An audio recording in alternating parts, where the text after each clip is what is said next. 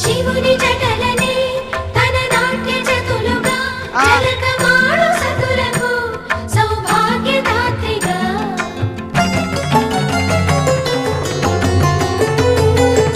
గండాలను పాపాలను కడిగివేయగా ముక్తి నదిని 3 మునకలే చాలుగా జలది వెనతలకు పోసె జనని గంగా భవాని ఆమె అండ మంచుకొండ వాడని సిగపూదండ గంగోత్రి గంగోత్రి